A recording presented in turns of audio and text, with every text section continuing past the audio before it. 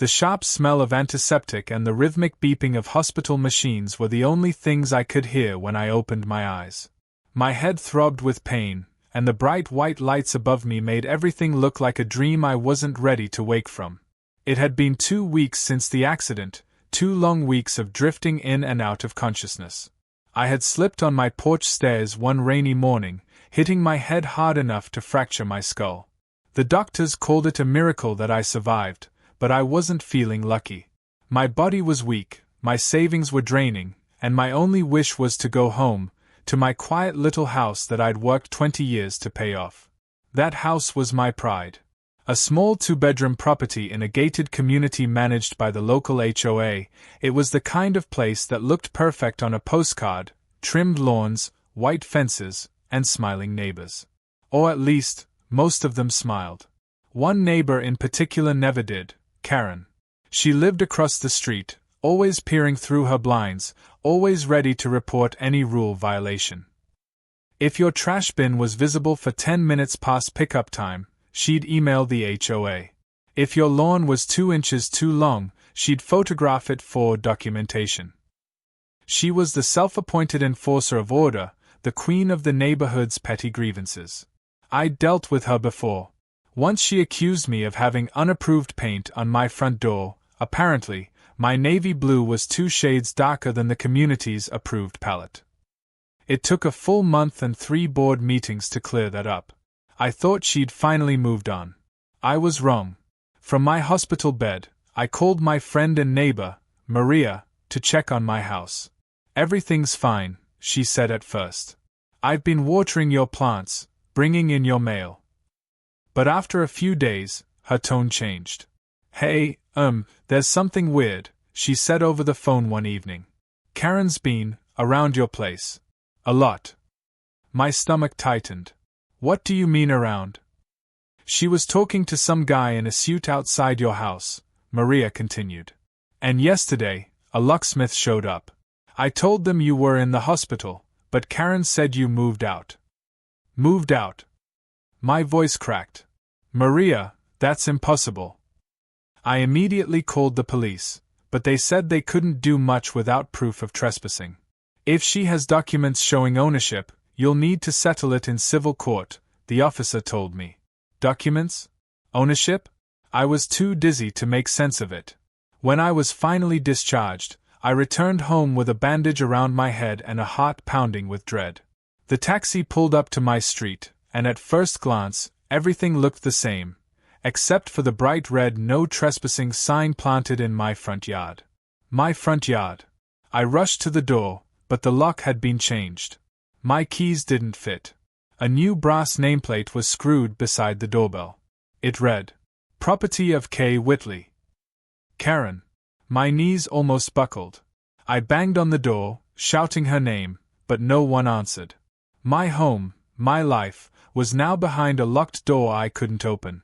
Maria came running over from across the street. "I told her this wasn't right," she said breathlessly. "She said the house was foreclosed and she legally acquired it through HOA transfer." "Foreclosed? That's a lie," I said, trembling. "My mortgage was paid off years ago."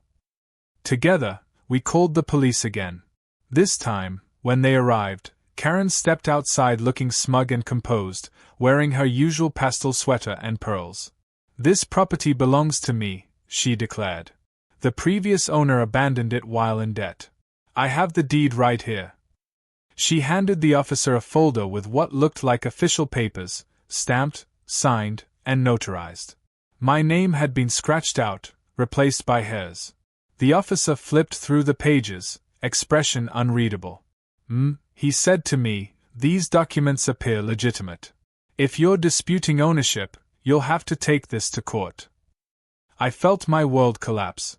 "But this is my house. I didn't sell it." Karen smiled faintly, almost pitying me. "You should have paid your dues," she said, turning back inside and closing the door. That night, I slept in Maria's guest room, staring at the ceiling in disbelief. My home, the place filled with memories of my late husband, my daughter's childhood drawings, the smell of morning coffee on the porch, it was gone. taken by someone who had watched me from across the street for years, waiting for her chance. Over the next few days, I contacted the county recorder's office. They confirmed that a deed transfer had been filed 2 weeks prior, while I was still unconscious in the hospital. The documents showed a notarized sale of the property for $10, signed by me. But I had never signed anything. I hired a lawyer, though I could barely afford one. He examined the paperwork and frowned. "This is a forgery," he said. "Whoever did this knew what they were doing. They copied your signature perfectly. But it's sloppy. The date stamp doesn't match the notary's registry." That was the moment hope flickered back to life. If the signature could be proven fake, maybe, just maybe, I could get my home back. As the case moved toward court, I started to see Karen differently. This wasn't just a nosy neighbor. This was someone willing to forge, steal, and lie to claim something she'd never earned. She wasn't protecting the community, she was exploiting it. The night before the first hearing, I walked past my old house, now lit up from the inside. Through the curtains, I could see Karen drinking wine in my favorite chair. My chair. It felt like a scene from a nightmare I couldn't wake up from. But one thing was certain, she had messed with the wrong person. I wasn't going to let her get away with it. The courthouse smelled of dust and tension, a mix of old paper and nervous sweat that clung to the air. My lawyer, Daniel Ruiz, straightened his tie beside me, his voice steady and reassuring. "Don't worry," he said. "We've got everything we need. The documents she filed won't hold up once we prove the signature's fake." I nodded, but my hands were trembling. Across the courtroom, Karen sat at the defendant's table, dressed in her usual pastel cardigan, her hair pinned neatly, her expression calm and smug. She looked like she was attending a garden club meeting, not a court hearing for forgery and fraud. When the judge entered, everyone rose. The sound of the gavel echoed through the room. "This is the case of Miller versus Whitley," the clerk announced. My heart thudded at the sound of my name. This was it, the moment I'd been waiting for. Daniel began by presenting the timeline. "Your Honor, my client was hospitalized from April 10th through May 2nd due to a head injury. During this period, the defendant filed a forged deed transfer claiming ownership of my client's property. The document bears a falsified signature and a notary seal that does not match official state records." He placed the original deed and the forged one side by side on the evidence table. Even from a distance, the difference made my stomach churn. My signature was there, but it wasn't mine. The strokes were too sharp, the angle too perfect. It looked like a copy made by someone who'd studied me too closely. Karen's attorney, a slick man named Pierce, stood up with a half-smile. "Your Honor, the defendant purchased this property legally. The previous owner neglected HOA dues and other obligations. Ms. Whitley acted within her rights to secure ownership through the association." The judge's eyebrows lifted. "And you're claiming she paid $10 for a fully owned home valued at $300,000. Pierce hesitated. "It was a symbolic transaction, Your Honor." The courtroom murmured. I saw a flicker of doubt cross the judge's face. Daniel called the notary to the stand, a middle-aged woman named Marcia. She looked confused and frightened. Daniel began, "Did you notarize this deed?" She leaned forward, studying the papers.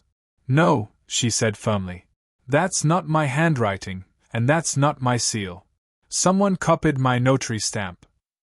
Karen shifted uncomfortably in her seat.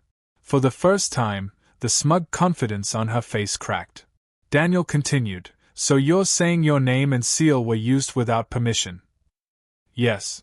I reported missing stamps last year, but I never imagined they'd be used for this." The judge took notes silently. The tension in the room thickened. I could almost hear Karen's breathing from across the room. When it was Karen's turn to testify, she took the stand with a sweet smile that fooled no one. "Your Honor," she began, "I was only trying to maintain order in the community.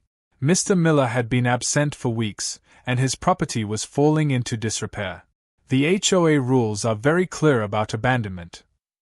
Daniel leaned forward. "Did you attempt to contact my client before filing for ownership?" She paused. Well, I left notices.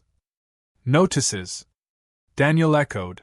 You mean the ones you slipped under a locked door of a man who was in the hospital fighting for his life? Karen's eyes darted around the courtroom. I didn't know he was in the hospital. I couldn't stay silent any longer.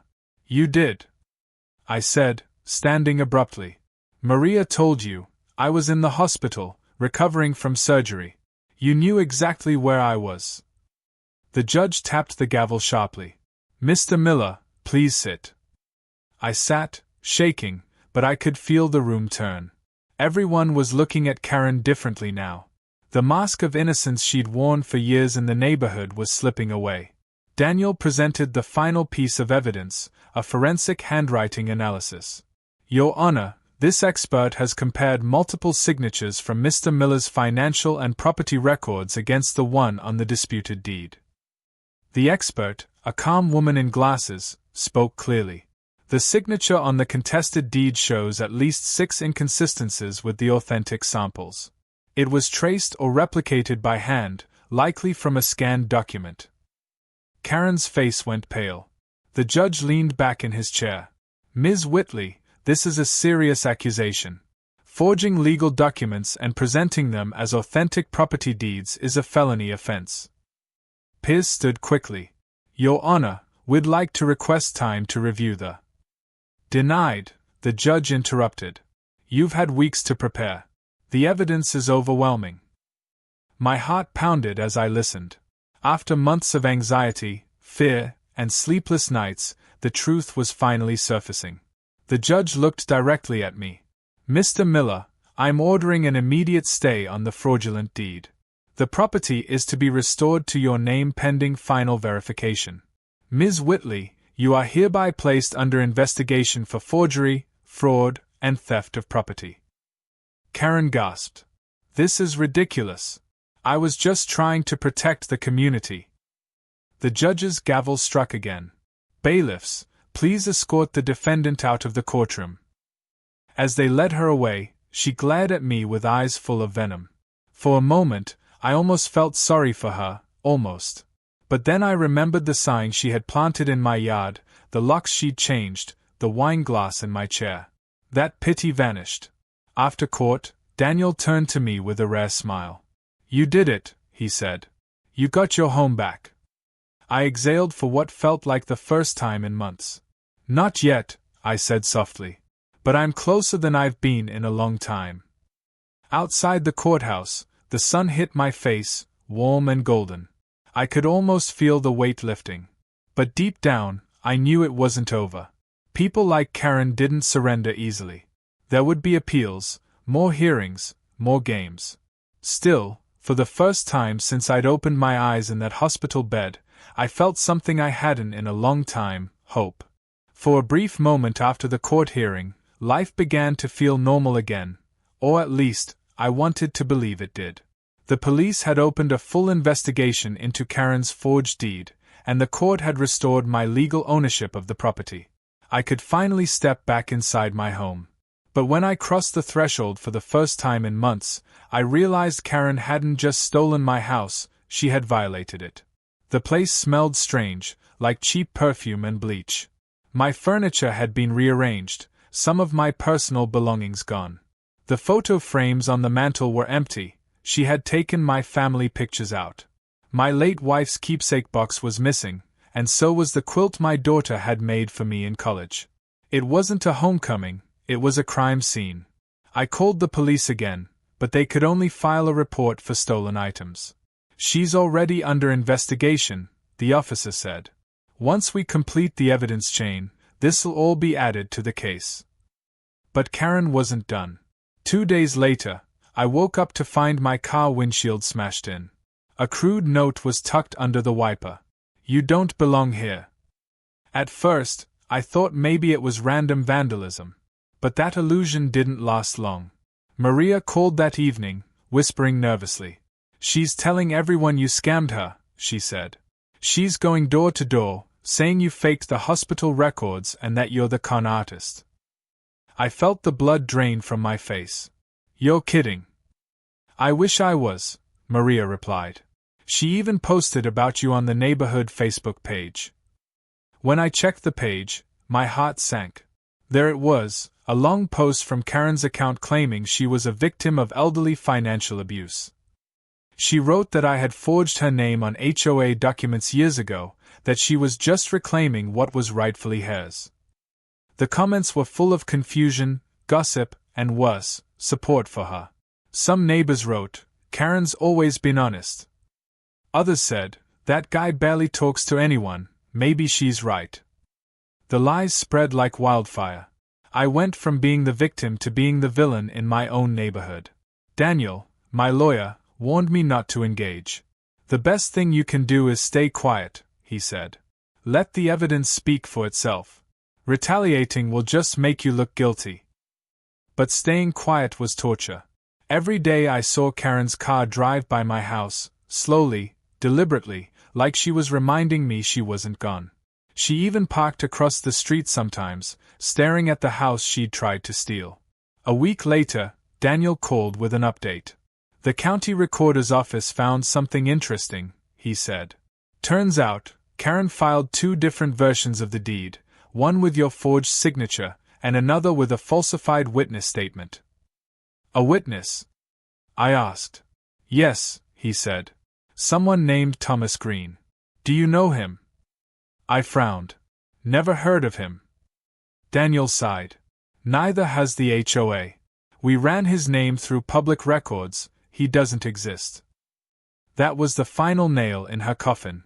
It meant Karen hadn't just faked a signature, she'd fabricated an entire person to support her crime. Still, the emotional damage lingered. My mailbox filled with anonymous hate letters. One even said, "Sell the house before something happens." I showed them to the police, who agreed to patrol the area more frequently, but the fear was constant. Every creak at night made me jump.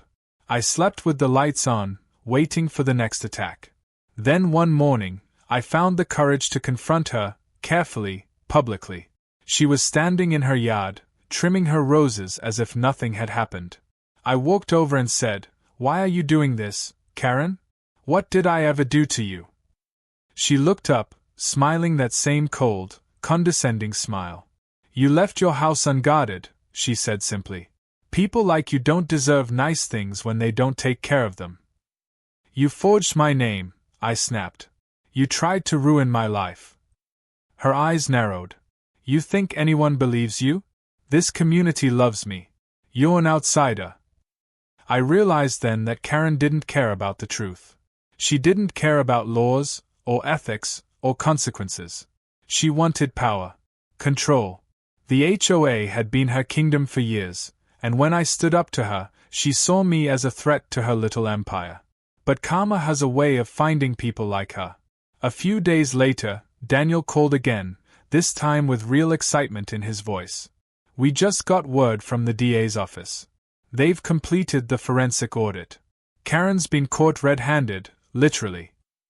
"What do you mean?" I asked. "They found her fingerprints on multiple forged documents and notary seals. She tried to wipe them, but the forensic team recovered partials from the edges of the papers." I almost dropped the phone. "So it's over?" "Almost," he said. "They are filing formal charges. Forgery, fraud, tampering with public records, and theft by deception." That night, I sat on my porch, the same spot where this nightmare had begun months ago. The air was quiet for once. I could hear crickets, the rustle of leaves, and the distant hum of cars on the freeway. My house looked peaceful under the porch light, but it still didn't feel safe. Not yet. Maria joined me with 2 cups of coffee. "She's done for," she said. "Everyone knows the truth now." "Yeah," I replied softly.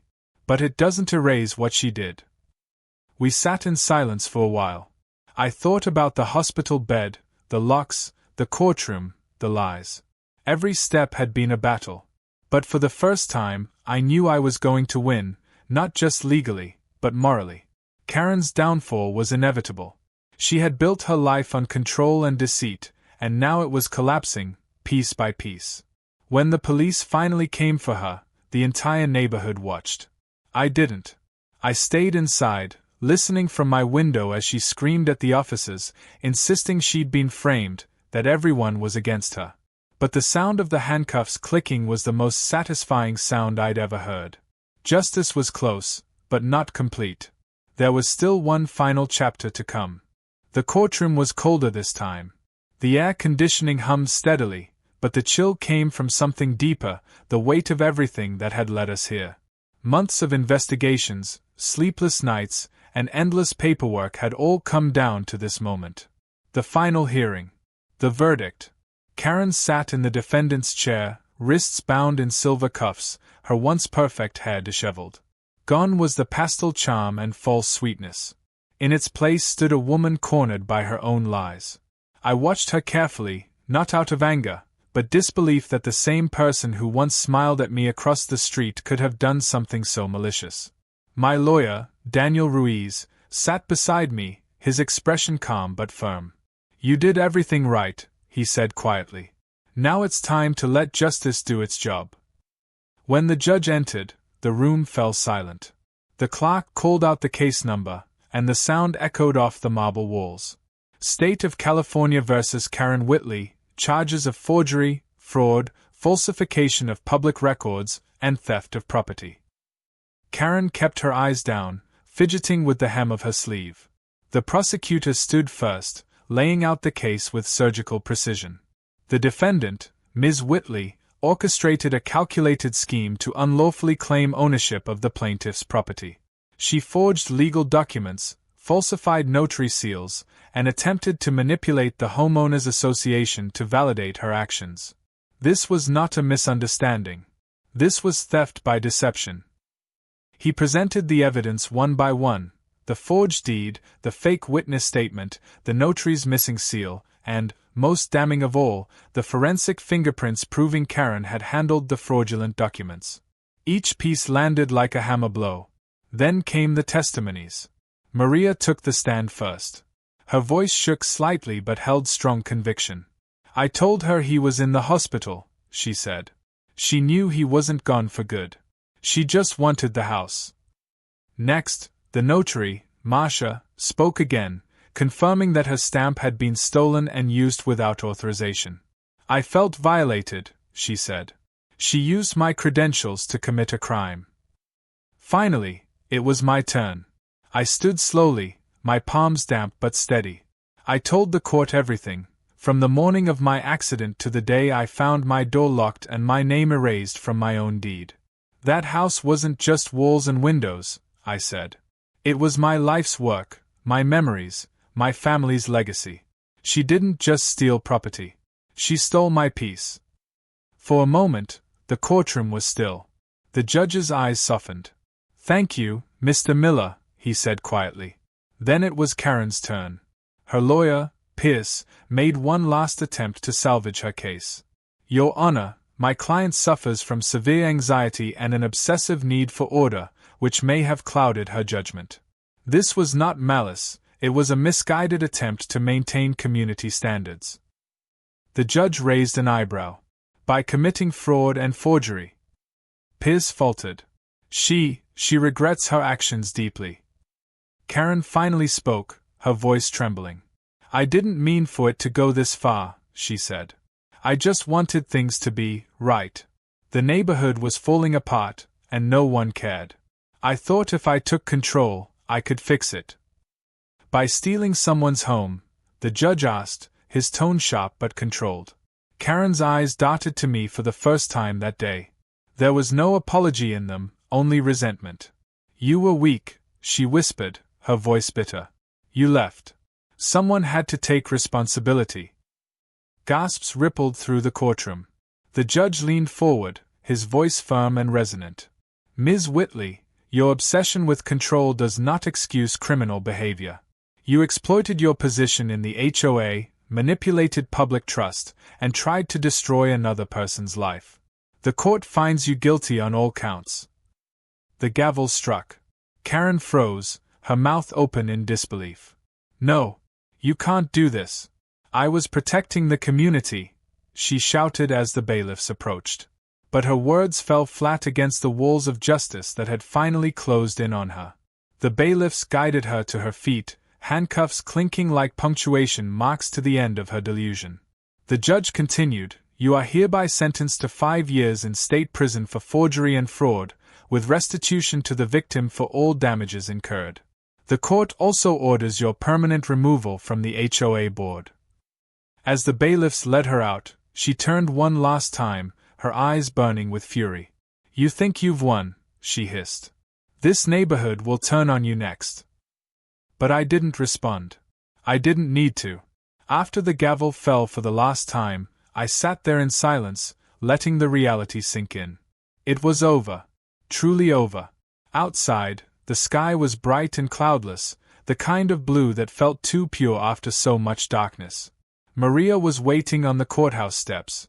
She smiled through tears and hugged me tight. "You did it," she whispered. "No," I said softly. "We did." When I finally returned home that evening, the air inside felt different, cleaner, lighter. The scent of bleach and perfume was gone, replaced by something familiar and comforting, the faint smell of the cedar floors I'd refinished years ago.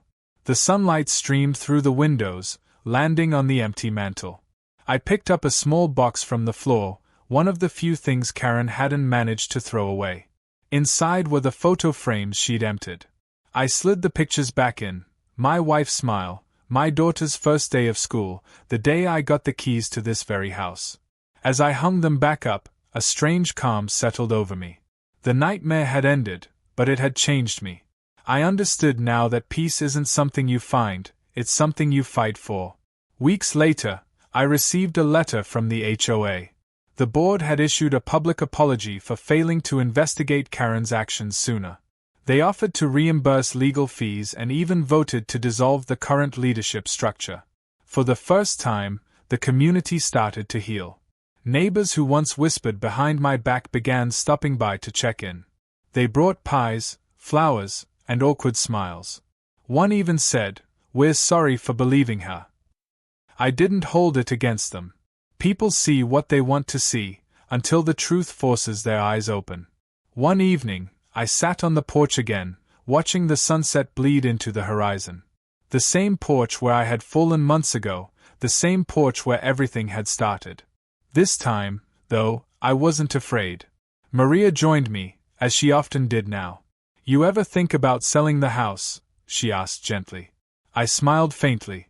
"No," I said. "This house isn't just mine, it's proof that the truth always wins, even when it takes a fight." She nodded, and we sat in comfortable silence, the cicadas humming softly in the trees. Inside, the clock ticked steadily, a sound I once took for granted, now a reminder of everything I'd regained. I looked at the front door, the lock replaced, the nameplate restored. Property of David Miller. For the first time in a long time, it finally felt true.